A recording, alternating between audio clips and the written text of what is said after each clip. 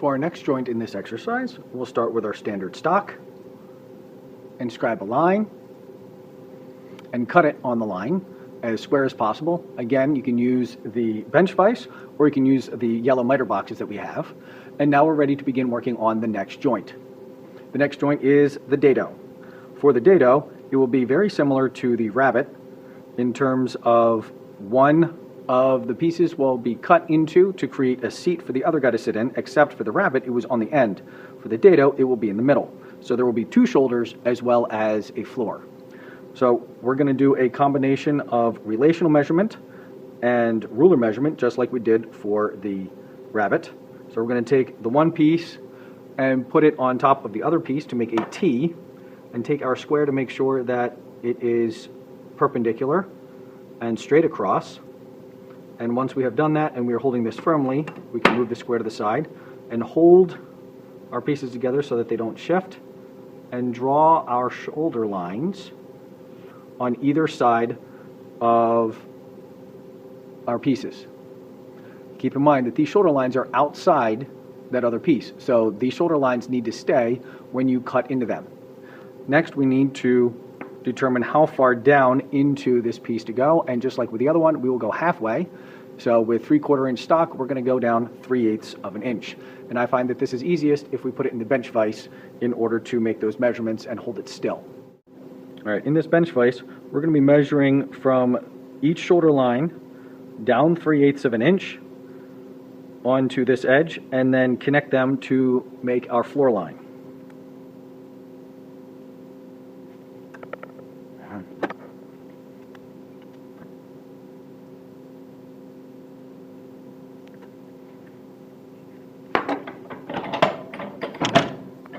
And then we'll do the same thing on the other side.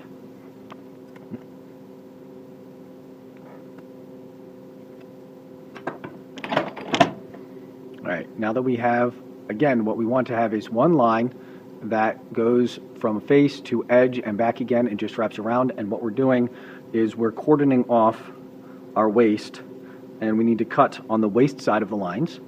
And just like with the rabbit, we're going to cut into the shoulder here. As with the rabbit, in order to make this cut, you can either use the bench vise with the other piece on the other side to hold the two jaws parallel to each other, or you can use the yellow miter box. In either case, you want to make sure that you cut on the waist side of the line, so we're going to be cutting between these two lines, down to the floor on this side and down to the floor on that side, and don't cut through the floor.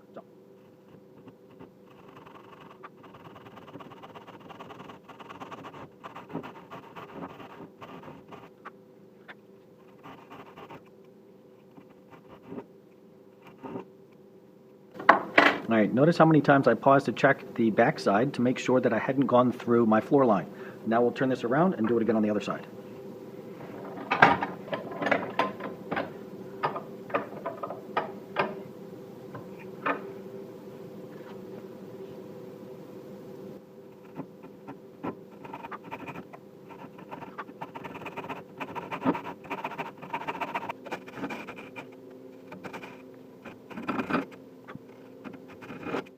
Again, the point of making these two cuts on the shoulder lines is to separate these fibers in the middle from that we want to get rid of from the fibers on the outside that we want to keep. And now we can chop these out with a chisel and not accidentally split that. Now that's very important that you orient the chisel in the correct way, because otherwise you're going to be splitting the wood anyway if you try to chisel the wrong direction.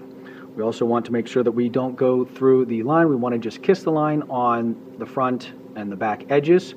And now we're ready to take our chisel and begin chopping from the middle out to the shoulder lines that we cut, and then we'll pare along the bottom. In order to chop away the waste, we want to clamp securely towards the edge of the bench so that it doesn't shift at all, and we want to make sure that we have as little of the clamp up above, because that's just going to get in the way.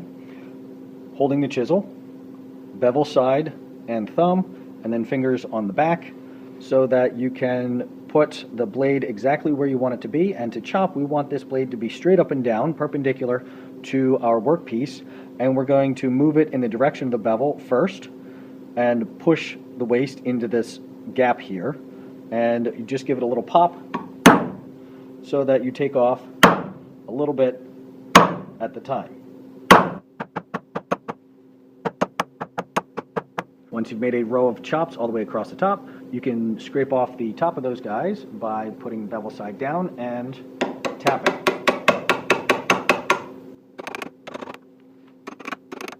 And again, you want to tap it lightly to make sure that you don't chop into the part of the wood that we want to keep.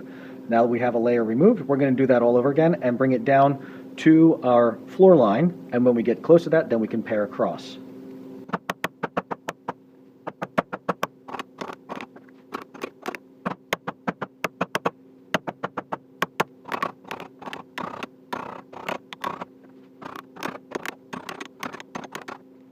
All right, once we've gotten down this far, we'll have a few more chops to get that ridge in the middle, and then we're going to move to paring.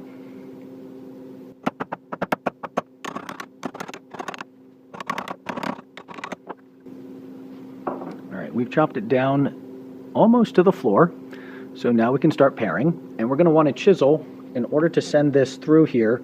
And you can see that my 3/4 inch chisel just about fits, but we're going to want to be able to slide it back and forth.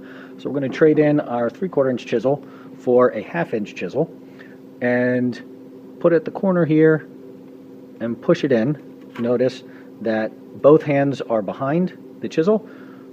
One hand is up against the workpiece with the thumb on top, and the other hand is on the handle to provide the power to push. And we're just sliding it back and forth to lift off this last remaining waste. And we're going to have fuzzies here to get out. That's okay.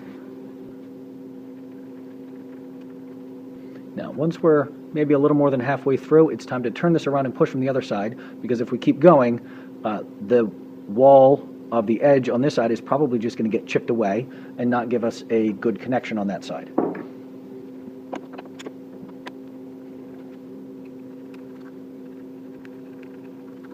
Now, if you notice, we have, let's see here, can we get in on that?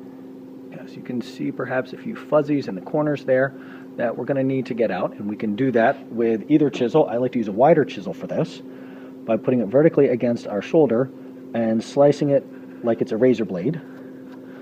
And then that will remove those fuzzies, which otherwise will get in the way of getting a firm seat. We'll do that on both sides. Having sliced them, we can take them off the floor with our skinny chisel. All right. Now we can take it off to get a better look at it and see if we have any more cleanup to do. So we have here, all right, we're right above the line there, but then we'll see if we actually agree with ourselves. The lines might be off a little bit, but the wood won't lie when we push it in. Ooh, that's a nice tight fit. When we push it in, and then we see how perpendicular it is when we take our square and we put our square up against it. And that looks pretty good. And we also want to check and make sure that it's straight up and down on these guys. And that looks halfway decent here. So at this point, I have a dado that has a nice strong connection, but we still want to glue it. Now to glue, we'll put, let's use this side. Doesn't really matter which side of this guy we put into there, since I don't have a knot in this. So put it on the end, let it sit for a second to soak in. If it's going to soak in, sometimes it does, sometimes it doesn't. And add glue, especially into the corners here. And we want to have enough glue so that we're going to have squeeze out, because that will assure us of a solid connection, and then we just wipe the squeeze out off.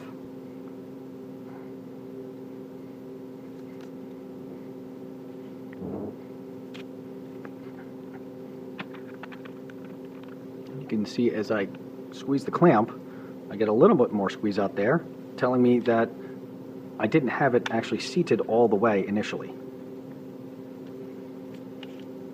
And we'll do one more check with the square to make sure that we really are square.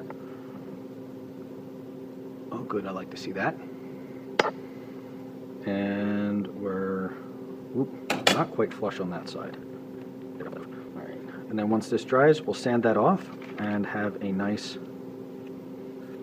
solid dado joint. And again, sign it in the corner. And we'll let it sit to dry.